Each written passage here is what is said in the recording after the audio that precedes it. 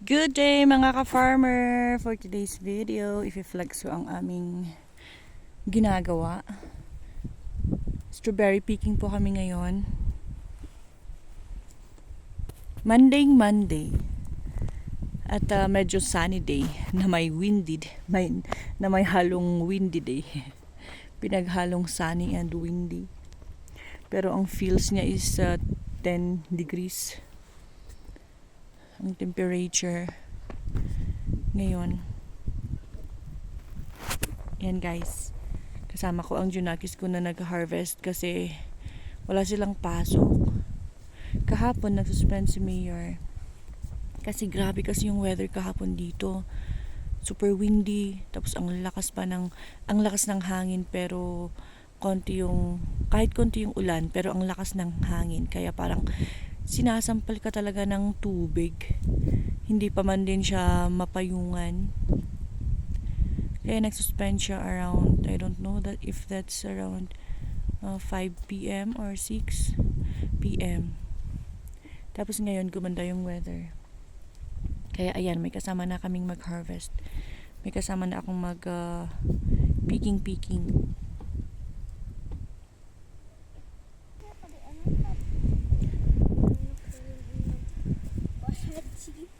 Yeah, so kung napapansin nyo, may difference ito. So yan yung boundary. Tapos na namin to. Konti lang po ito. Ganyan lang. Kaya natapos na namin agad. And approximately naka-harvest kami ng maybe that's 7 kilos or 8. So, punta naman kami doon sa may taas, sa may old. Eto kasi, bago po ito, mukha lang siyang medyo old kasi nabagyo. Nabagyo ng ilang beses.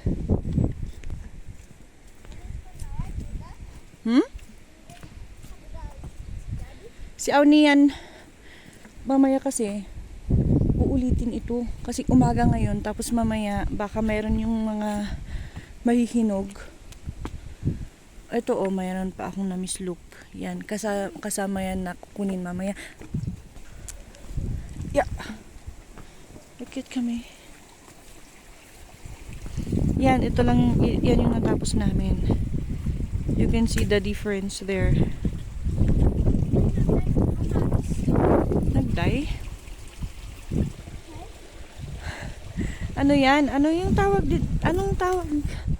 I forgot the... Ano kaya? Ano ulit yung tomato? Ano yan? Japanese tomato? Basta. Tinanim namin. Hey! Hello? Ayan. Ito yung old. Ito lang yung old na medyo natitira pa. Hindi, nabitin yung tinanim namin na honey oil na variety, kaya iniwan na lang namin to. Kaya meron pang maha-harvest. Survivor din ito ng maraming unos ng bagyo. Yan. Here na, start kasnan.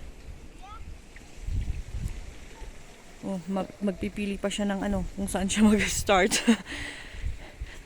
Paano kasi doon pahabang ibang direction. Basta ito pa ganyan, pa ganun, tapos yun naman pa ganun.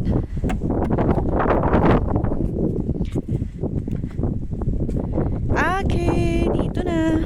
Is not an honey oidi asong sina. Ito naman yung harvest namin. Papunta lang doon. Hello guys, ako naman magbibideo kay inay. Nandun siya at ipiflex ko kung paano mag-harvest. Bakit nyo na Diba? Wala kaming pasok kaya tinulungan ko sina inay. Parang ano,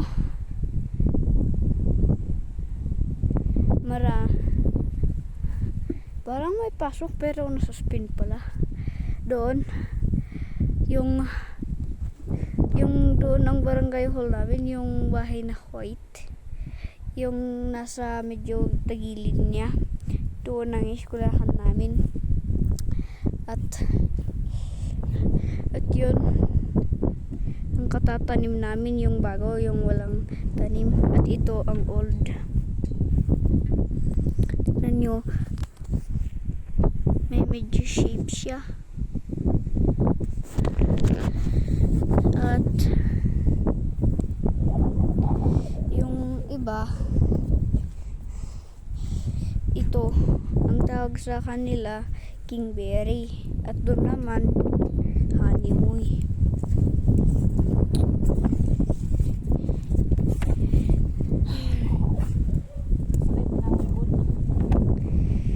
Oo. Tignan niyo. Charong. So, yun. Katatapos lang namin yun. Hanggang doon. At yun pa, may iba-iba. At yun muna. Bye! Yun. Nandoon siya. Hanggang doon. Sa gilid. Kung ganun, dyan yuko, sasakit yung likod mo, at parang yung magtanim ay di biro, maghapong nakayoko, yung ganun, magtanim ay di biro. Totoo nga na maghapon ay nakayoko dahil sa pagpipili ng strawberry, palaging nakayoko. At para umaga naman nakayoko pa rin dahil sa pagha-harvest. At masakit yung likod kasi matatagalan ka lang nakayoko. Yay. Ang daming bato. Focus mo. Yung ganyan. Yung medyo nag-white. White. Daming nababad sa yung last kasi na harvest namin Thursday. Tapos dahil sa bagyong Ramil, ulan. Hindi naman malakas yung ulan pero malakas yung hangin. Malaking hinahampas kaya nagaganyan yan. Sayang guys. Tignan nyo oh. Kahit ganyan, kahit pangit yung shape niya, kung hindi sana siya nagkaganyan. Parang Pwede na. popcorn. Pwede pa. Pang small. Pero dahil nagkaganyan, second class.